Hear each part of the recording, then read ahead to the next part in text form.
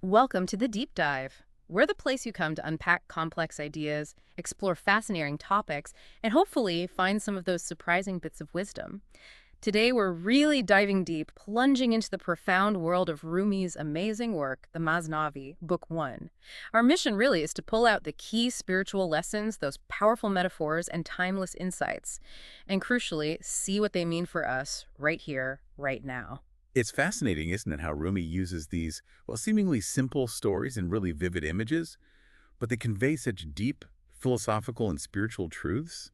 It's almost like a hidden map, for Right. self-discovery. Yeah. It invites you to look beyond the surface. Absolutely, a hidden map. I like that. Okay, so let's jump right in. Rumi doesn't waste any time. He throws us straight into the deep end. Right near the start, he has these lines. If like the day you wish to shine so bright, burn up your being, for that's like the night. And then like, copper, burn yourself with alchemy, and that one who gives being generously. Wow, that's quite an opening image. It really is intense, and it raises this immediate important question. What does he mean by burn up your being or burn yourself with alchemy? It connects directly to what he says next, which is key. You've clung fast to the self of I and you, although all wretchedness stems from these two. Right, so I and you are separate egos. Exactly. That sense of me versus you. So Rumi's saying that this very sense of self, our individuality, is actually the root of all our problems, our wretchedness. That's the core idea, this concept of effacement he introduces. It's about dissolving the ego, letting go of those limited identities. It's a central theme in many spiritual traditions, of course, but Rumi paints it so vividly. He really does. It's not about destroying yourself, but transforming yourself, like that copper turning into something brighter, shining like the day. Precisely. By letting go of the limits we place around me and you. Okay, so how do we grasp this? He doesn't just leave it as an abstract idea, does he? He gives us stories. Oh, absolutely. And this is where it gets really interesting. He tells this captivating story about a lion, a wolf, and a fox who go hunting together. An unlikely team. Definitely. And they manage to catch quite a haul, an ox, a goat, and a fat hare. Now, this immediately sets up a dynamic, right? Power, perception. The lion is the king, obviously. But Rumi notes the lion still allowed the wolf and fox to join him, suggesting even the greatest, maybe like the prophet consulting others, Rumi implies, can gain from association, even with, let's say, lesser companions. There's a blessing in groups. That's an interesting point. Humility, even in strength. But this isn't just any lion. Rumi calls him the lion of the mysteries. Whatever thoughts you have, he clearly sees. Exactly. So this suggests more than just an animal king. It's like a symbol of divine presence, an awareness that sees right through us, into our inner thoughts. And then comes the test, the crucial moment. The lion asks the wolf to divide the prey. Yeah, and the wolf's division. Yeah. It tells you everything. He says essentially, okay, king, the big ox is for you. The goat, well, that's mine. And hey, fox, you can have the hare. Seems logical on the surface, maybe. Fair share. But that's the point. He's still thinking in terms of I and you. He sees himself, his share, separate from the lion, even in this incredibly powerful, all-seeing presence. He failed to completely submit, to dissolve his sense of self before the lion's authority. He's still operating from ego. And the lion's reaction is, well, it's terrifying. Utter fury. How dare you speak near me of I and you? And then, you failed to pass away before my face. Breaking your neck was thus an act of grace. Good grief. Grace. Snark, isn't it? But it drives home the spiritual lesson. If we connect it back, the wolf's fate illustrates that imperative.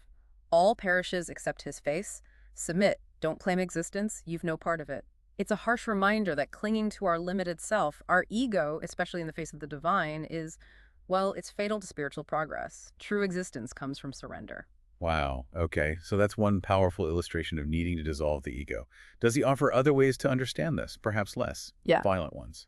He does. He shifts tone completely, actually, with this really beautiful allegory. A man knocking on his beloved's door. Ah, the lover and beloved theme. Classic Rumi. Exactly. So the first time he knocks, the voice inside asks, "Who is it?" And he replies confidently, "It's me."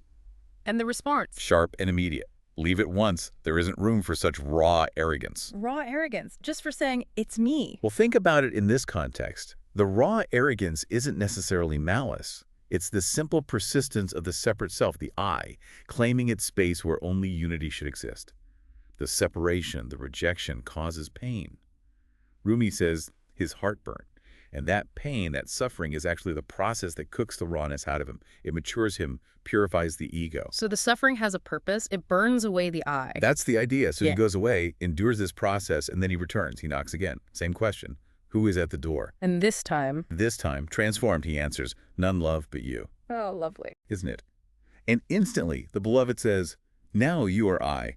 Please enter in this place, because for two eyes here there isn't space. That's such a powerful image of union, complete merging, no separation left. It's beautiful. It really is. It captures that essence of spiritual union where the individual self dissolves into the divine beloved. But then the practical question arises, right? How does one actually achieve this? How do you go from being the confident, it's me, to the surrendered, none love but you? Yeah, how do you make that leap? It sounds almost impossible. Rumi uses another brilliant analogy here, the needle and the camel. He says, a needle can't accommodate split thread. To interthread must have a single head. Makes sense. Then to fit a needle thread is suitable. For camels, needle eyes are much too small. Right, the famous eye of the needle. So the ego, or sense of self, is the camel. Too big, too bulky to pass through that narrow gate of spiritual union. Exactly. The camel's being must be cut to size, he says. How? With scissors of religious exercise.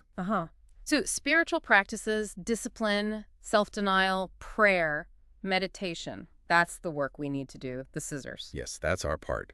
But crucially, Rumi adds, for that to work, God's hand is necessary. His be solves each impossibility. So it's not just our effort. We do the work, the cutting, the striving. But the ultimate transformation, the final passage through the needle's eye, that requires divine grace. God's intervention, his creative command be. It's a partnership between human effort and divine gift. That feels more balanced. Effort and surrender working together. It is. And Rumi then kind of zooms out, broadens the perspective. He reminds us that God isn't static. He works on something new each day. Creation isn't a past event, it's continuous. He talks about God sending 3 armies daily. From loins to wombs, it's conception, the start of life. Then from wombs out into the world, that's birth and our earthly existence. And finally, from the earth back to above, that's death and the return, where hopefully good actions are rewarded.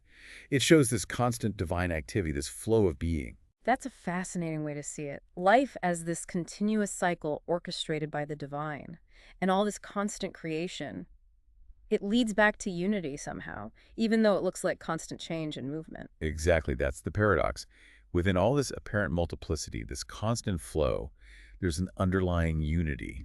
Remember the beloved telling the transformed lover, make fewer errors. Now there's just one thread. If you see 2, know there's just one ahead. Seeing the one thread. Yes. And Rumi gives these great everyday examples, like 2 blades of scissors. They look like 2 separate things, right? Yeah. But they act as one to cut the paper. Okay, yeah, I see that. Or he mentions 2 laundrymen who might seem to be arguing or competing, but really, Rumi says, both act and think as one. They're one at heart. They have a shared purpose that unites their actions despite appearances. So look beyond the surface duality to find the underlying unity, the shared purpose. Precisely. And this applies spiritually, too. He says, each prophet and each saint has his own way, but all lead to the one to whom they pray. That's a huge statement. All paths leading to the same one. It is. It suggests a fundamental unity beneath the diversity of religious expression. All these different paths are just different routes up the same mountain, heading towards the same summit. Which ties into why he says the physical world, the sensual world, can be limiting, right? Because it emphasizes the differences, the multiplicity. Exactly. He calls it more cramped, the most restrictive prison cell, precisely because of this multiplicity. Our senses naturally focus on the many different things, the appearances. To truly grasp the underlying unity, he suggests, this realm you must leave. Not necessarily physically, but Mentally, spiritually, you have to shift your perception beyond just the senses. that's how I read it. Yeah. You need that inner sight, that spiritual discernment to perceive the oneness that the physical senses often obscure. Okay, so this brings us back to the fox. We saw the wolf fail the test, clinging to his eye. What happens with the fox? Right, so after the wolf meets his rather grisly end, the lion turns to the fox. Same question. Okay, fox, you divide the spoils. The pressure must have been immense. You'd think. But the fox's response is completely different. It's a masterclass in, well, what we've been talking about. Discernment, surrender. He says basically, "Oh, mighty lion, this magnificent ox, that will make a fine breakfast for your majesty. And this goat, perfect for your royal lunch. And this tender hare, perhaps a light supper for you." He gives everything to the lion, Total self-abnegation. Wow, no I or you there at all. Just complete focus on the lion. None whatsoever. And the lion, impressed, asks him, "Hey, clever fox, who taught you to share like this? Where did you learn this diplomacy?" And the fox's answer? "It's so simple, yet profound," he says, "from witnessing the wolf's most tragic end." Huh? He learned from the other guy's mistake. A very painful mistake. Exactly. And Rumi draws the direct lesson for us, the readers, who he calls the blessed community. How do we learn wisdom?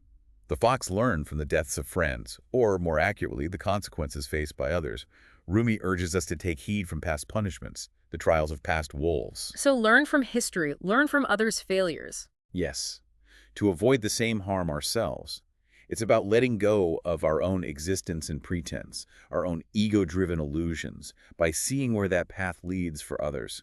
It's wisdom gained through observation, rather than painful direct experience. That's a very practical kind of wisdom. Pay attention to the world and its consequences. Definitely. And this whole journey, this letting go, culminates in the example Rumi uses of the prophet Noah. Noah, how does he fit in? Rumi portrays Noah as the ultimate embodiment of this effacement, this true submission.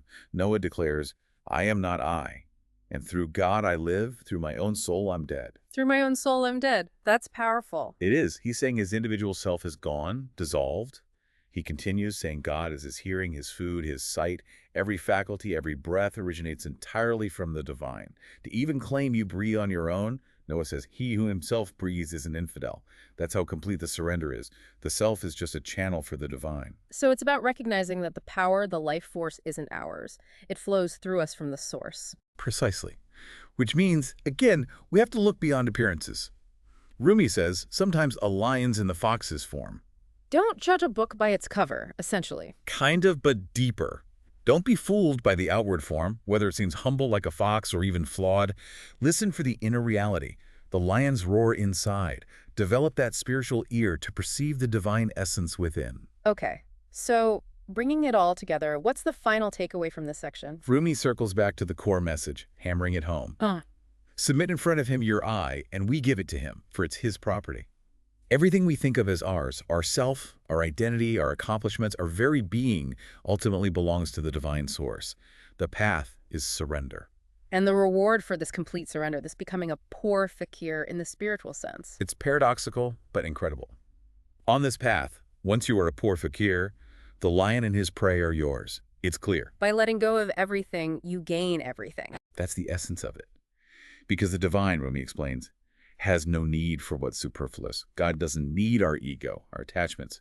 When we empty ourselves of that, becoming truly poor in spirit, the divine grace fills the void.